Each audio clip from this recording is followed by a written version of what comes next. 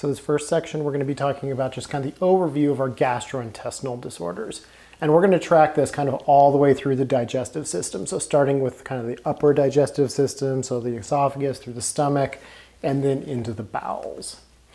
When we talk about the digestive tract, we really need to divide it into two parts. We've got our upper GI system and our lower GI system. And the dividing line is pretty much the stomach. Anything above the stomach, including the stomach, is considered our upper GI system. Anything below that is considered our lower GI. So when we talk about disorders, they're very much going to be geared towards one or the other area of the gastrointestinal system in our patients. So what does the GI system do? So the upper GI system, the primary roles here is ingestion. It's taking in food and nutrients and breaking it down into the smallest possible components which are usable by the body.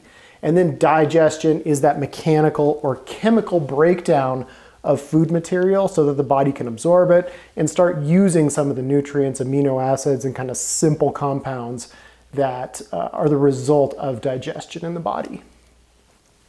So the lower GI system, what we're focused on is absorption. So it's not just breaking it down into those usable components, it's the transfer from outside the body to inside the body. And the reason I say outside is we do need to remember people are just weird shaped donuts, right? So everything in our digestive tract in the lumen is an external surface of the body. So we need to get that external usable component to the inside of the body. So in the small intestine, absorption is the name of the game. So most of the nutrient content is absorbed in our small intestine. And then in our large intestine, it's all about elimination and prep for elimination. So this is our final fluid and electrolyte absorption from our fecal matter. And then leaving behind kind of what we know of as stool and what we're used to recognizing. So some of the super common diagnostic studies that we see around the GI system. So things like x-rays. So we want to take a picture of it and see what's going on.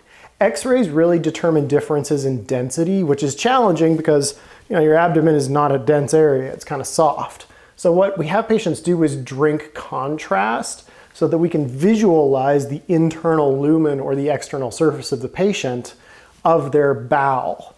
And so sometimes we need to do this with NG tubes.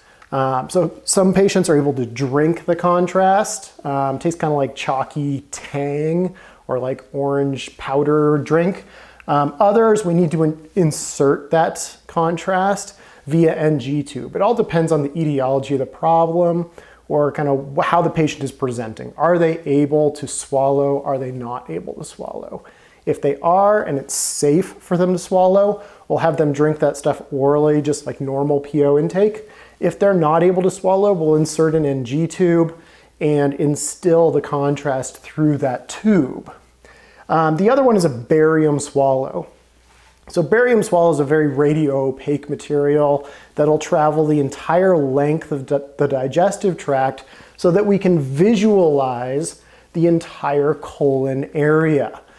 This is the example of a barium swallow or a barium study of a patient's GI tract. So you can see the radio-opaque areas where the barium is in that patient, and we can visualize exactly where the digestive tract is going in the colon in the lower GI tract. For the lower GI, we do x-rays, again, to visualize what's going on, and then we can do barium enemas. So because it gets very difficult or we have to wait a long time if patients kind of drink this barium contrast, we're gonna have to wait 4 to 6 hours for it to get to their colon. We can give it via enema, so we directly instill it into the colon and we can visualize it right away. But either way, it kind of looks the same. Other super common diagnostic procedures, really the name of the game is we want to take a look at it. So the x-rays, things like that, the diagnostic imaging, this is our way of kind of getting the lay of the land and seeing for major structural changes in the GI tract. When we want to examine the lumen of the bowel, meaning that kind of membrane where nutrient absorption happens, there's a few different ways we do it, and these are our diagnostic procedures. So for the upper GI system, we do a couple things. One, it's all endoscopy. Endoscopy meaning we're sticking a camera in somebody's end, meaning the upper end. So we're going in through the mouth to visualize the upper GI system, so the esophagus and the stomach. So first one is an EGD, which is a humane way of saying it's esophageogastroduodenoscopy. So nobody's going to say that, nobody's going to write that because that's like the whole alphabet. So we always just call those an EGD, which is a camera visualization of the digestive tract. We're going to be looking at the esophagus, the stomach, and the duodenum. So that's where the name comes from. When we do this procedure, when patients have this procedure done, they are consciously sedated for it. So there is a level of sedation that's applied to our patients, but we also anesthetize like locally their back of their throat where the camera equipment is going to kind of make the bend in the throat and go down into the esophagus, but just to make sure it's not painful for our patients.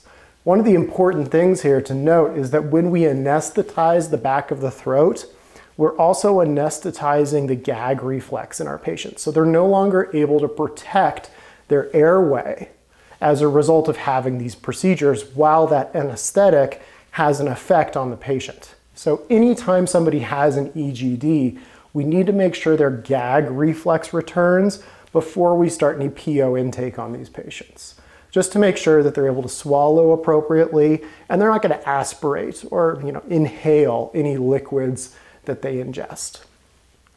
Next one we're talking about is an ERCP, which is another type of camera visualization. This one goes a little bit deeper, so we're kind of right at the border of the upper and lower GI tract. So we're going to visualize the ducts, the bile duct, the pancreatic duct, and where those are emptying into the lumen of the bowel. The primary reason we do ERCPs is we're looking for gallbladder type of procedures or type of issues. Things like gallstones, stuff like that. That's why we're going to do an ERCP. The way it's done is exactly the same. The equipment that's done is exactly the same equipment. We just go a few inches deeper. So we're not just stopping kind of right at the distal end of the stomach. We're going through, all the way through the stomach to visualize those ducts. So the same kind of stuff applies. This patient is going to be consciously sedated, and they're also going to get that anesthetic spray in the back of their throat, so their gag reflex is going to be suppressed. So again, always, always, always make sure that the gag reflex returns after any of these procedures so that we know patients are safe to start ingesting liquids, solids, and that their risk for aspiration is as low as possible. For the lower GI tract, there's a couple different ways we're going to do this. The most common is our colonoscopies, which is kind of the same procedure as our ERCPs and EGDs, except we're going in the other end. So it's still an endoscopy procedure. We're just going in the rectum instead of the mouth. So this is a camera visualization of the colon. Here's kind of a lovely image of what that looks like. But they'll use that camera to trace the entire colon. So going all the way up the descending, transverse, ascending colon. It's a little bit backwards because we're going opposite the direction of fecal matter, but we'll go all the way back to the end where the small intestine takes place.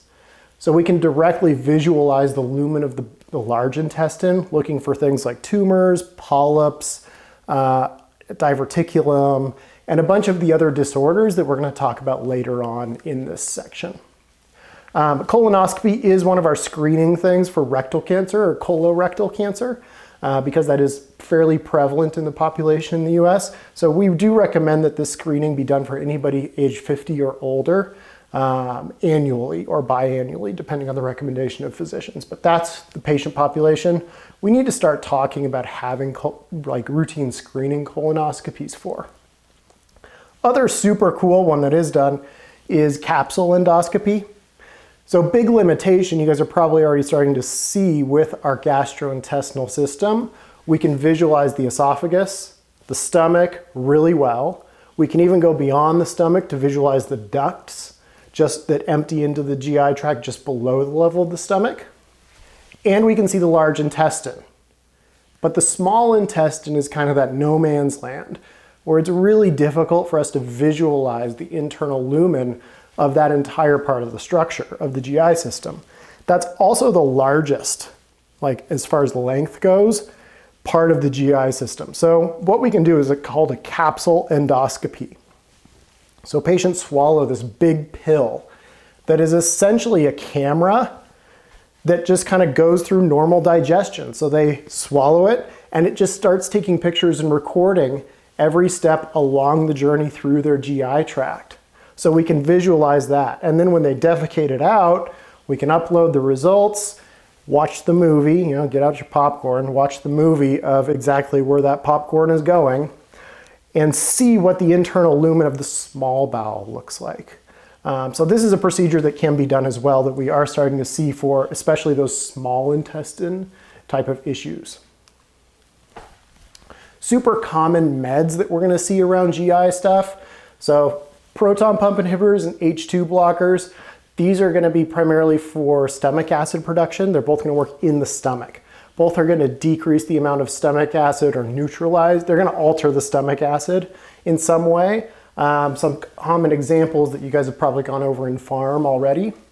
Then we've got some promotility drugs. So for patients with things like gastroparesis, which is a paralysis of the stomach, or some kind of other low GI motility issue, meaning the constipation, things like that, we can give drugs that'll increase the rate of travel through the GI tract, and antacids, common over-the-counter antacids that are going to prevent acid reflux, which is one of the disorders we're going to talk more about. So that's kind of our general overview of the GI system.